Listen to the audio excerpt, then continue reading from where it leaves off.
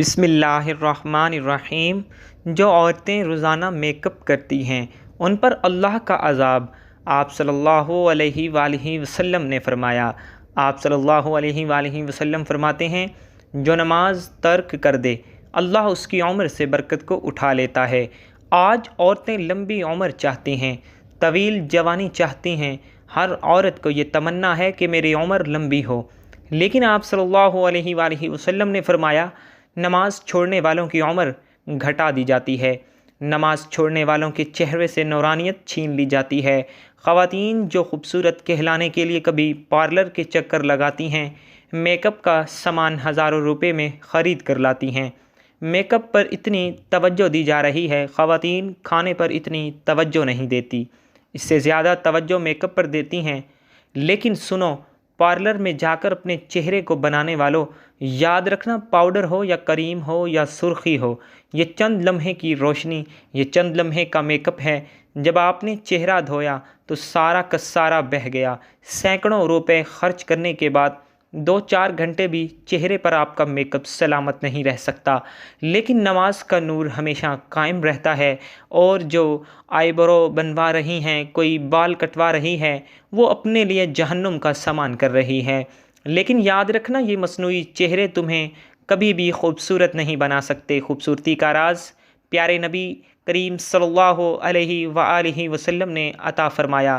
فرماتے ہیں، جو کثرت کے ساتھ وضو کرے گا اس کے چہرے دنیا میں بھی چمکیں گے، موت کے وقت بھی چمکیں گے اور قیامت میں بھی چمکتے نظر آئیں گے۔ وضو سے بڑھ کر کیا آخر میک اپ ہو سکتا ہے؟ نورانیت کیا ہو سکتی ہے؟ آپ صلی اللہ علیہ وآلہ وسلم نے تو وضو کرنے والوں کو دنیا میں بھی چمک کی بشارت عطا فرمائی اور آخرت میں بھی چمک کی بشارت عطا فرمائی۔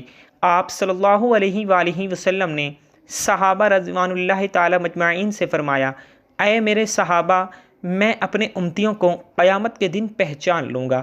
صحابہ رضوان اللہ تعالی مجمعین نے عرض کی، آقا وہاں تو بے شمار لوگ ہوں گے، آپ کیسے پہچانیں گے؟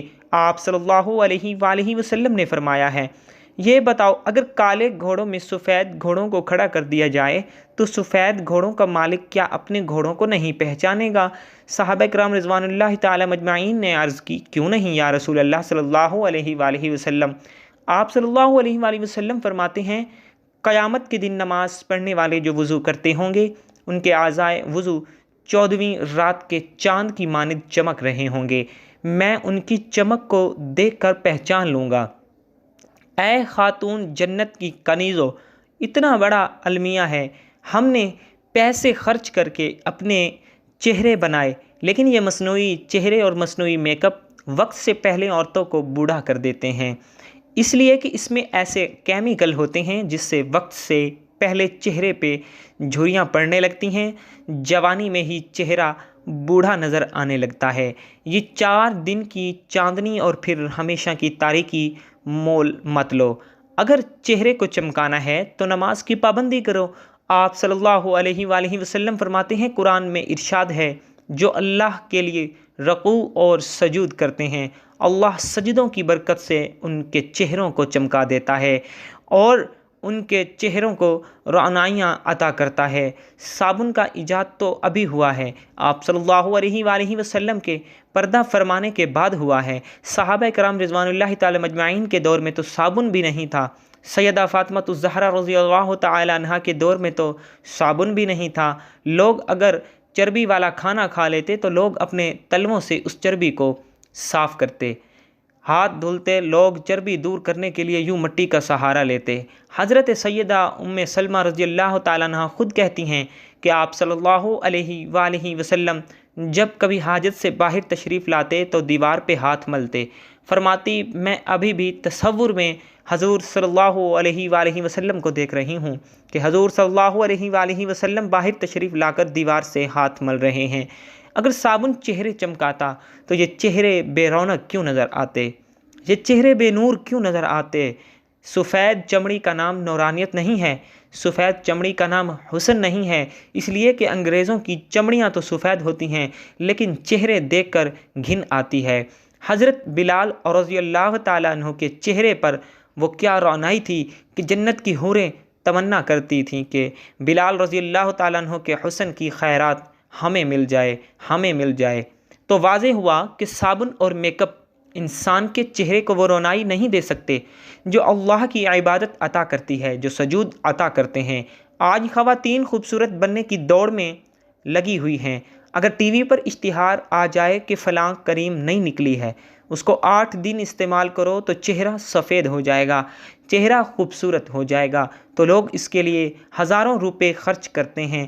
لیکن اللہ کے قرآن نے کہا سجود کی برکت سے چہرے چمکتے ہیں۔ اے خاتون جنت کی کنیزوں، اپنی سوچ کو بدلنا ہوگا۔ مذہب اسلام نے تمہیں کہیں بھی یتیم نہیں چھوڑا، مذہب اسلام نے کہیں بھی تمہیں بے سہارا نہیں چھوڑا۔ تم مذہب سے دور ہوتی جا رہی ہو۔ جو مذہب سے دور ہو جاتے ہیں وہ ہلاک کر دیے جاتے ہیں۔ اللہ تعالیٰ ان کے چہرے سے نور کو چھین لیتا ہے۔ جن کے چہرے سے اللہ تعالیٰ نور چھین لے، بیوٹی پارلر اس کے چہرے کو منور کیسے کر سکتے ہیں؟ آپ صلی اللہ علیہ وآلہ وسلم ارشاد فرماتے ہیں، جب کوئی عورت یا مرد نماز پڑھنا ترک کر دے تو اس کے کام لوگوں کی نظر میں مقبوض ہو جاتے ہیں، یعنی لوگ اس کے کاموں سے بھی نفرت کرتے ہیں۔ آج ہر گھر میں جھگڑا ہے، اور آپ لوگ جب جھگڑے کو لے کر بیٹھو، اس کی پوری تفصیل سنو تو ایسا لگتا ہے کہ جھگڑے بے بنیاد ہیں، لیکن گھروں میں آگ لگی ہوئی، طلاق کی شرح بڑھتی جا رہی ہے۔ یہ آگ جو لگی ہے وہ صرف اور صرف بے نمازی پن کی بنیاد پر ہے۔ اے اسلام کی شہزادیوں، تمہارے مسائل چٹکیوں میں حل ہو سکتے ہیں۔ بس اتنا کرنا ہوگا کہ تم رب کا در پکڑ لو، اس کی بارگاہ میں جھک جاؤ۔ اس کی بارگاہ میں جھکنے والا کبھی ذلیل نہیں ہوتا۔ آپ صلی اللہ علیہ وآلہ وسلم ارشاد فرماتے ہیں، جب کوئی بندہ اللہ کی بارگاہ میں سجدہ ریز ہوتا ہے تو اللہ فرشتوں سے کہتا ہے، فرشتوں دیکھو میرا بندہ سب کو چھوڑ کر میرے پاس آیا ہے۔ مجھے اپنی عزت کی قسم، جو سر میری بارگاہ میں جھکے گا میں اس کو کبھی بھی ذلیل ہونے نہیں دوں گا، میں اس کی بلندی کو اور بھی بلند کر دوں گا۔ نماز مومنوں کی معراج ہے، نماز عروج پہ لے جاتی ہے۔ آپ صلی اللہ علیہ وآلہ وسلم فرماتے ہیں، نماز ترک کرنے والوں کو رزق سے اللہ برکت اٹھا لیتا ہے۔ آج رزق کی برکت کی شکایت، رزق کی تنگی کی شکایت کہاں نہیں؟ لاکھوں کمانے والے بھی تنگی کی شکایت کر رہے ہیں، اس لیے کہ اللہ تعالیٰ کا ڈر چھوٹا تو برکت بھی چلی گئی ہے۔